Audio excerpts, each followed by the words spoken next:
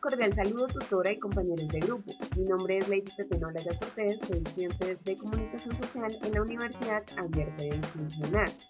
A continuación, socializaré con ustedes el segundo estudio de caso para la materia de legislación de la comunicación. Para iniciar, daré 3 definiciones sobre los conceptos de las lecturas de la unidad 2, libertad de prensa, libertad de expresión y libertad de información. La libertad de prensa es la manifestación de libre opinión y pensamientos de un ser humano dentro de la sociedad. Además, es un derecho constitucional que se le otorga para que la información se pueda publicar libremente y sin censura, mediante algunos parámetros establecidos por la ley, pues es un derecho que nos da la oportunidad de dar a conocer lo que pensamos. La libertad de expresión es un derecho primordial, pues posee mayor trascendencia dentro de la sociedad. Nos permite una libertad más amplia para cada individuo en cuanto a la libre expresión, a la expresión de sus ideas y a la manifestación de las mismas, siempre y cuando se rijan bajo ciertos parámetros establecidos por la ley. Sin la garantía plena de este derecho no sería posible hablar de la libertad de información.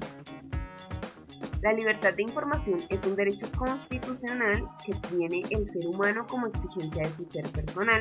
Por su tendencia natural hacia el conocimiento, permite la publicación y difusión de información por cualquier medio.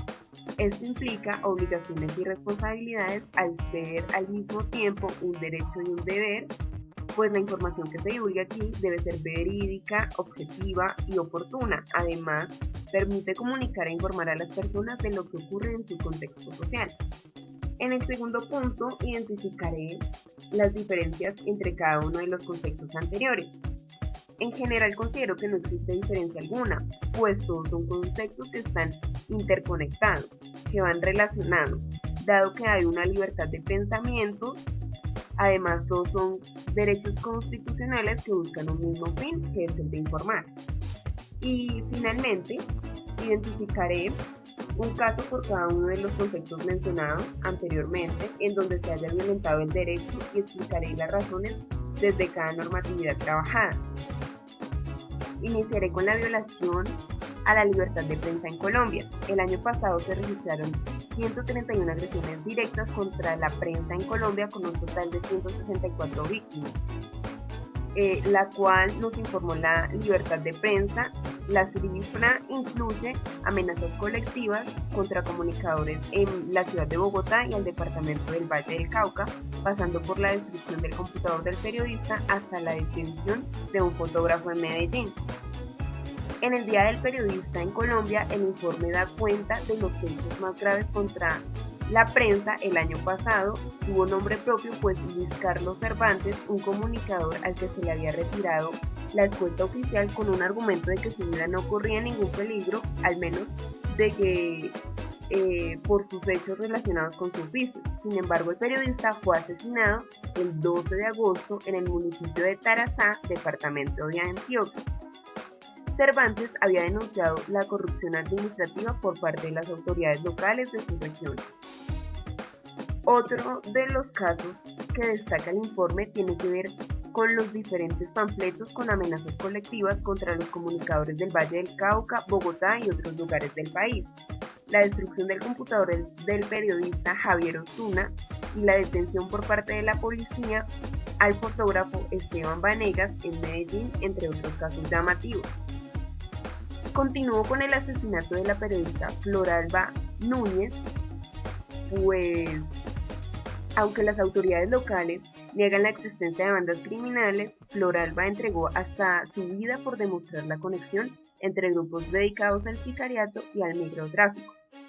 Este informe hace parte de un proyecto de Vitalicio sin censura, iniciativa apoyada por Colprensa y la Fundación para la Libertad de Prensa. El proyecto se realizó por periodistas de La Semana, El Espectador, El Tiempo, La Patria y La Nación, que viajaron a Huila para reconstruir los pasos de la periodista Floralba, asesinada en Pitalito el 10 de septiembre. La periodista huilense estaba empecinada en develar qué había detrás del manejo de zonas de expendio de drogas y crímenes aparentemente aislados en Pitalito.